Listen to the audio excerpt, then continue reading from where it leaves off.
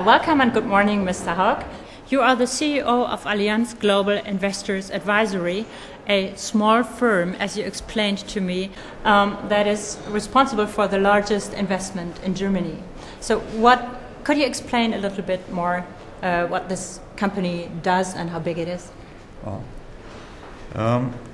my company is in charge for advising German companies and also to invest assets worldwide in South America, in Middle East and in Asia.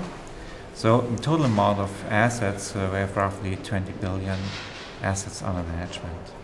And you have just held a keynote presentation here titled The Beauty and the Beast. Now, when it comes to increasing returns versus reducing risk, who's the beauty and who's the beast? The beauty, definitely, that's the return which we deliver to our clients. The beast, that's a constraint. Constraint comes from the authority, which really limits us in the possibilities how to invest.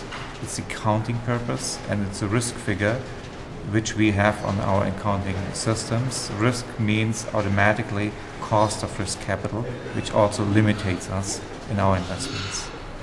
And companies are responding to constraints too. There's this famous case of Porsche who declined to publish quarterly reports. What is your opinion on this? Does it help to increase long-term thinking? Well, Porsche is definitely, again, the beauty. Porsche is an excellent company and they've proven, even they've dropped out of the index, their sustainable returns are extremely high compared to competitors. They can survive, and I believe they have a wonderful governance inside the company. They have a stable management, superior quality in management. Different companies who stay in the index probably are not as good. In healthcare, we have some examples. Companies staying in the index and looking for short-term return, they fell superficially, and we believe it's a good company, but as soon as they have a disaster to take out like Viax, then we will see the company felt even more than the impact of this medicament was in the past. So we have to be very careful.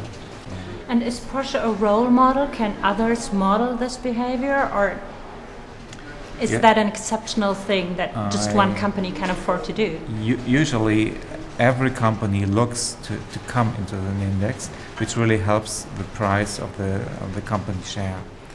Only very few companies could afford to stay outside of an index. So I think it's an exception, definitely an exception, yes. And as a guideline to investors, what would you tell them, what time frame should they look at if they want to increase their long-term thinking? What is long-term? How many years is that? Well, that's a simple but a very difficult question, I tell you. Long-term investment, if you've gotten life insurance, you don't need the money in the first and second or third year. You will need it at the end of your contract. So if this contract lasts for 12, 15 or 30 years, this definitely would be a long-term investment. And is this related to trust? That you use the business plan as a benchmark in developing trust? Well, on one hand, we get real figures, clear figures, and that's easy to control. The longer time period figures, they are much softer, and we have to be convinced. As soon as the company has to be convinced too. Well, I assume that first of all the company is convinced to present the figures, but the analysts have to be convinced too to understand what they are really trying to achieve. And therefore, it's very important to have the full picture. It's like a puzzle.